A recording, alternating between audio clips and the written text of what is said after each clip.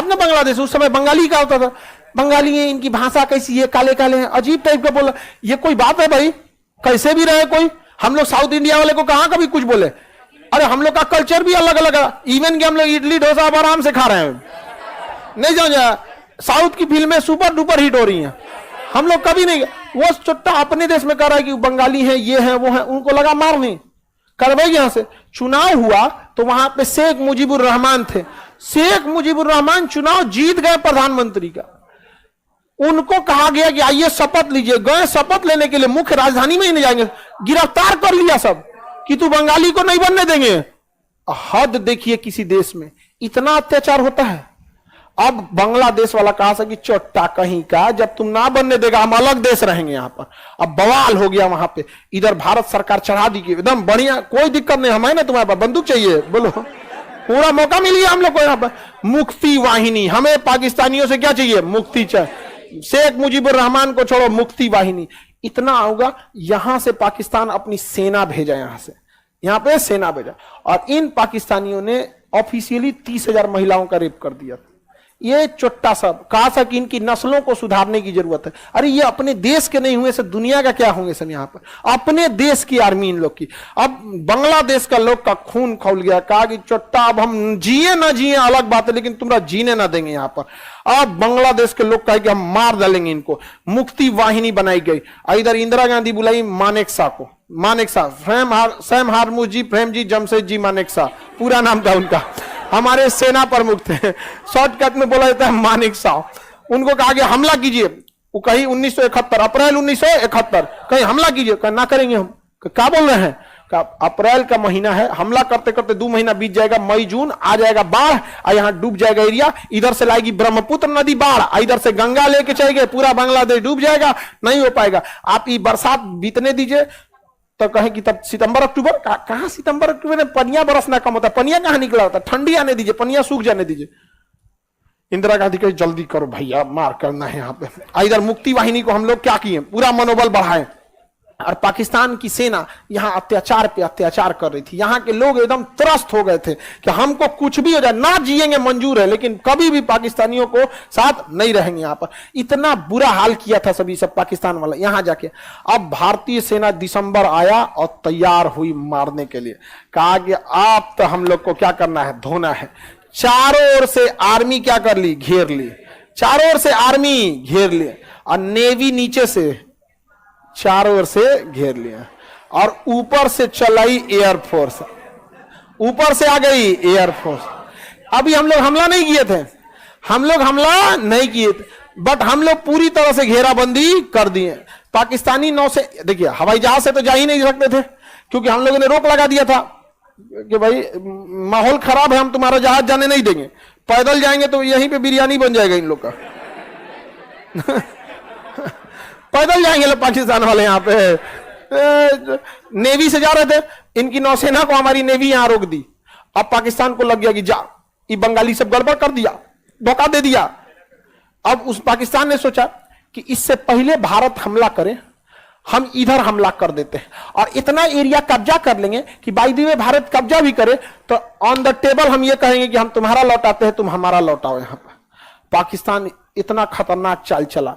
अब उसको उसने इंटेलिजेंस मिला, भारत यहां सुरक्षात्मक मूड में था, उसको सूचना मिली कि यहां एक जगह है लोंगेवाला।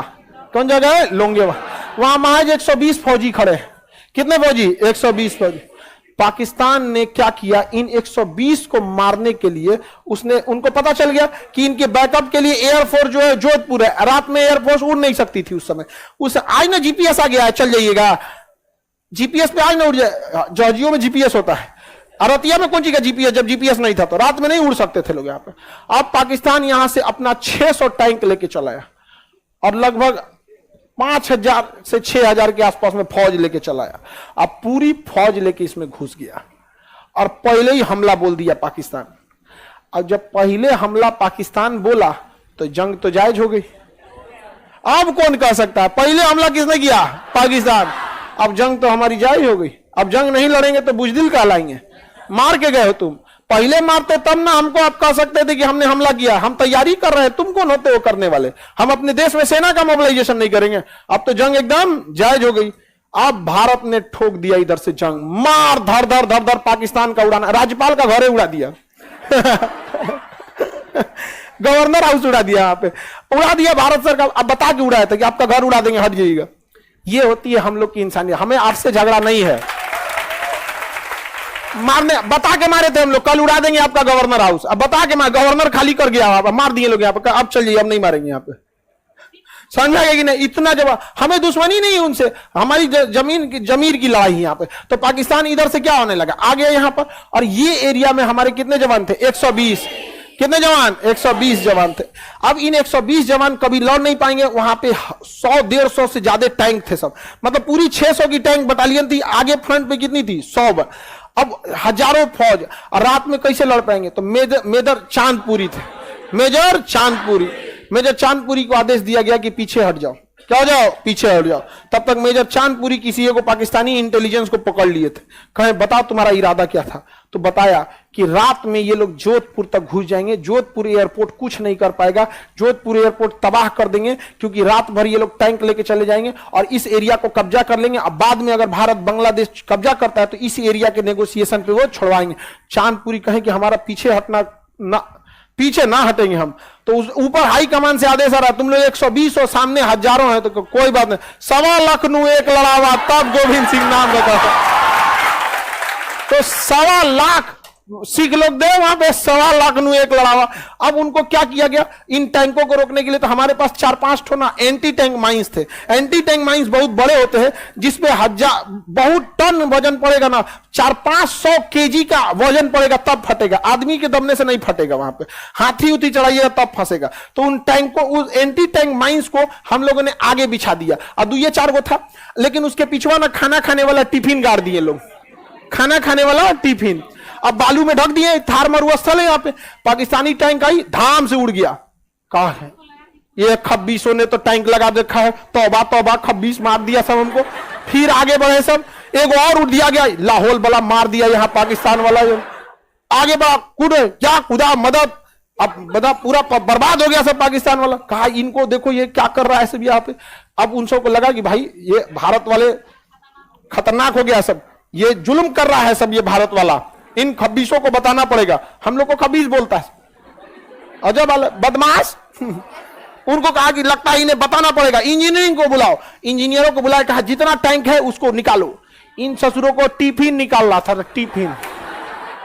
डर भी जरूरी है। 1.25 लाख जब आदेश आया था मेजर चांदपुरी को कि वापस हट जाओ, नहीं लड़ पाओगे, बावजूद वो डट गए थे, जबकि एक भी टैंक नहीं था इनके पास।